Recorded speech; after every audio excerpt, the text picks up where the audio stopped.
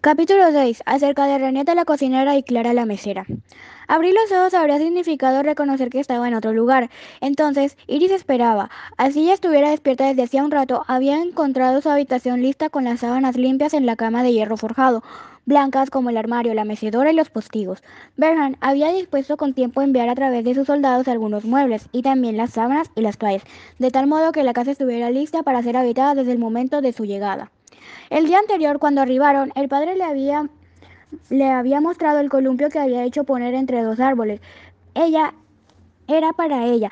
Iris ya no era tan pequeña, pero el columpio era una pasión a la que no podía renunciar.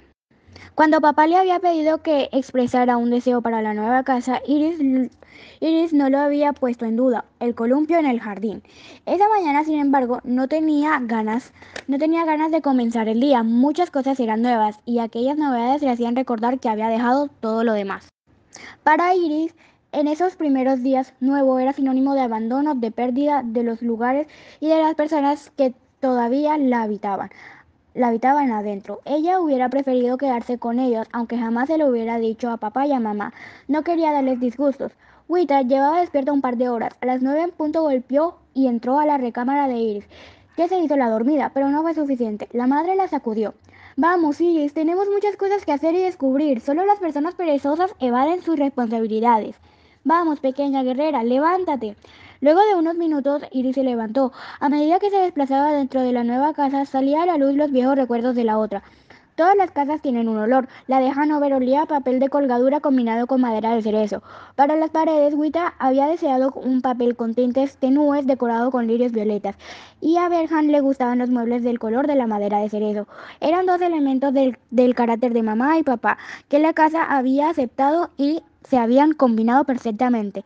A partir de los dos aromas papel y cerezo, había resultado uno completamente nuevo, que había atravesado en las paredes.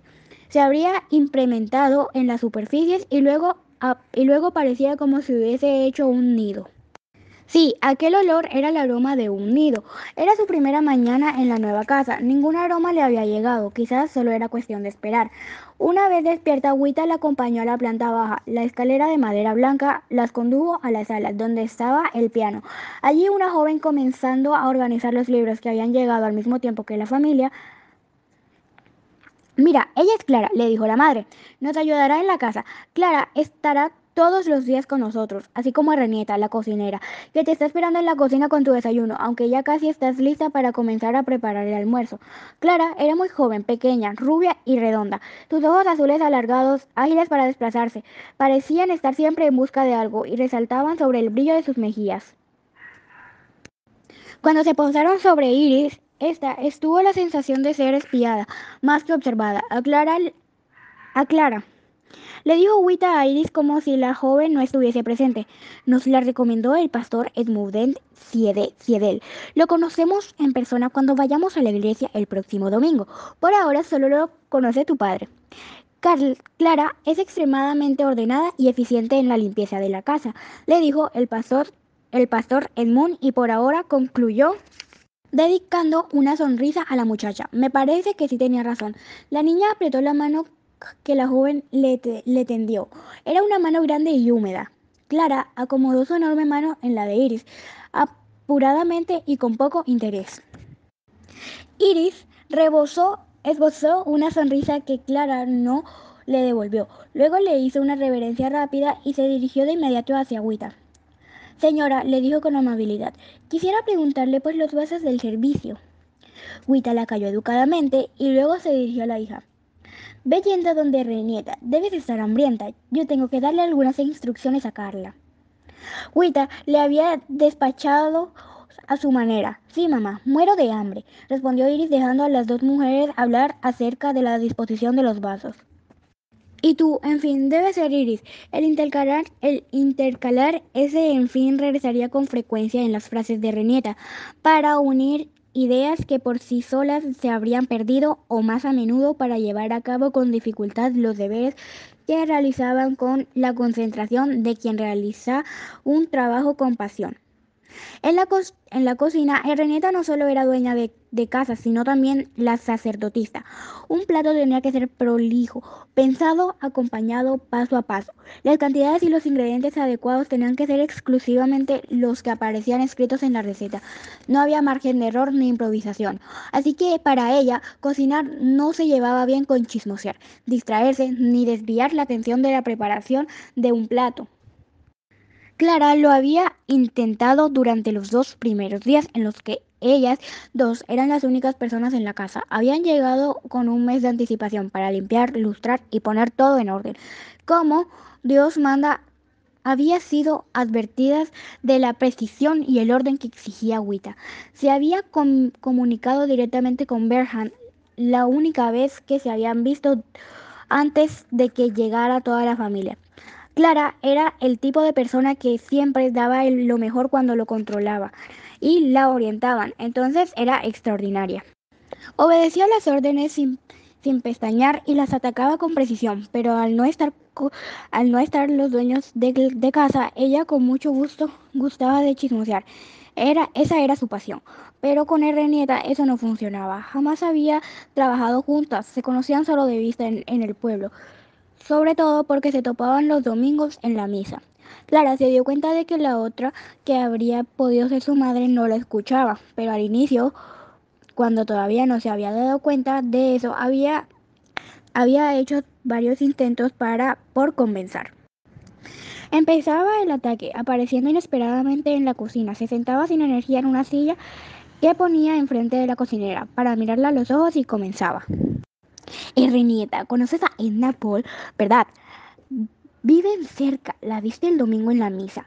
Sabes que todos dicen que está esperando otro niño, pero el marido Alberto está en la guerra y serán unos 6 meses que no ha regresado. ¿Quién sabe? ¿Quién sabe de quién es el hijo? A Clara le gustaba dar esos anuncios que le llegaban a ella susurrando por conocidos al final de la misa o robados sin que se dirigiesen a ella mientras estaba en la fila del mercado o en el correo del pueblo. El reniente escuchaba, pero le decía que no con la cabeza, que ella no estaba al corriente. No sabía de quién era el hijo y tampoco si la costurera tenía un amante, y mucho menos de quién fuese el hijo en realidad. Patricia His, con ese gesto en su cara, se hallaban todas esas respuestas. Una en la que una vez, una vez en la que tenía un poco más de tiempo, le contó que ella tenía un esposo y un hijo en la guerra y que iba a misa también para pedirle a Dios que los dejara regresar pronto a casa. Y eso era todo. 1, 2, 3, 4 veces. La quinta vez Clara se rindió. El mensaje de total y sincero desinterés por parte de Renata había llegado. No había ningún placer para la empleada doméstica en contar sus es- escabrosas noticias si a estas no seguían comentarios y preguntas. Entonces dejó de hacerlo. Había entendido que a Renata en realidad le gustaba cocinar. No era como ella, que odiaba limpiar la casa y solo se sentía orgullosa de acatar una orden y recibir la aprobación de los dueños de la casa, como un soldado. Renata era diferente, era Obestina quería cocinar en silencio, concentrándose en cada momento, en cada degustación, como si fuera un ritual. Clara no se convencía del silencio de la cocinera, aquella ausencia de las cosas del mundo. Pero si no hay nadie en la casa, ¿qué necesidad tienes de cocinar como si todos estuvieran aquí? Le preguntó un día Clara, cansada de hablar sola, ya que por enésima vez uno de sus secretos había terminado perdiéndose en el vapor del agua que salía de la olla sobre el fuego. Aquel día, por primera vez, la cocinera parecía prestarle atención. Había dejado la mesa donde estaba cortando con minucia las papas en forma de pequeños cubos para una nueva receta. Se sentó enfrente de la joven empleada y con paciencia le respondió. Clara, los señores vienen desde Hannover. Leí un poco de las tradiciones de ese lugar para poderles preparar algo que les sea familiar. Me gusta experimentar recetas que nunca he hecho. También de otras tradiciones, la cocina francesa, italiana, hasta árabe. Yo nunca he viajado, pero, sabes, soy curiosa en el fondo. En el fondo, cocinar te hace imaginar también lugares lejanos. Y además, tengo que tener en cuenta, me imagino que los señores tendrán muchos invitados. Seguramente serán oficiales con sus familias. También me gusta llevar a la mesa recetas refinadas, pero necesito concentración, porque cocinar no es solamente juntar varios ingredientes y se hace a cabo, ¿entiendes? No, entonces, para ti, Nieta, ¿qué es cocinar? Le preguntó la otra con un poco de desprecio. Quería decirle que era solo una cocinera, en- encima en tiempos de guerra, e incluso para quienes habían llegado sin importar lo que hicieran. No había nada que hacer, ni siquiera los señores, ni mucho menos los quisquillosos, porque las provisiones no eran las de los buenos tiempos, incluso en la casa de un oficial. Hoy en día había que conformarse. Todos lo sabían, excepto tú, estúpida cocinera. Pensó, pero no se lo dijo. Cocinar, en fin, es un trabajo complicado. Clara, las recetas perfectas son esas en las que el paladar tiene la oportunidad de saborear cada ingrediente, pero al mismo tiempo de apreciarlos juntos, mezclados en una receta que define un sabor único, inigualable. Mi abuela se casó con un francés y para ellos la cocina era la parte más importante de la casa. Y yo estaba siempre ahí con ellos que discutían sobre los tiempos de cocción. Entonces, para mí la cocina es un gusto. Nada ni nadie puede distraerme de mis tareas cuando entro aquí. Si tú lo dices, respondió la otra encogiendo los hombros. No podía entender a esa estúpida cocinera.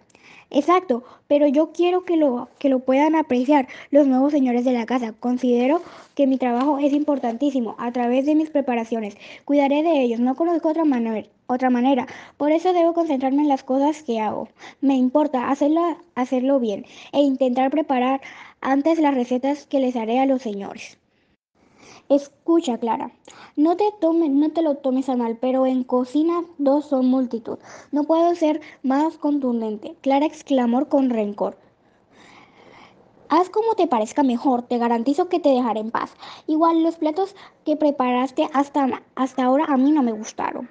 Seré refinada, pero el paladar sí lo tengo. Y si me gustaron a mí, ¿por qué no les va a gustar a los señores? Al final, todos tenemos el mismo paladar, ¿no? La cocinera le lanzó una sonrisa de gratitud antes de regresar a cortar las papas en muchos diminutos y todos rigurosamente idénticos cubitos. Desde aquel día nadie volvió a interrumpir mientras se concentraba en organizar los utensilios que necesitaría cuando encontraba algún recoveco donde trasladar las harinas para guardar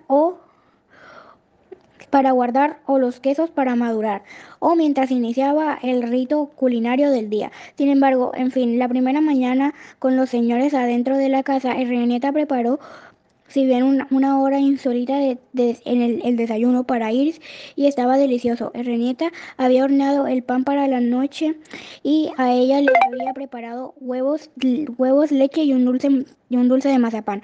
A Iris le encantaba. Adentro de la cocina de Renieta, la guerra parecía lejana. En Hanover, a mamá durante los últimos meses le costaba trabajo juntar el azúcar y las almendras para preparar el mazapán.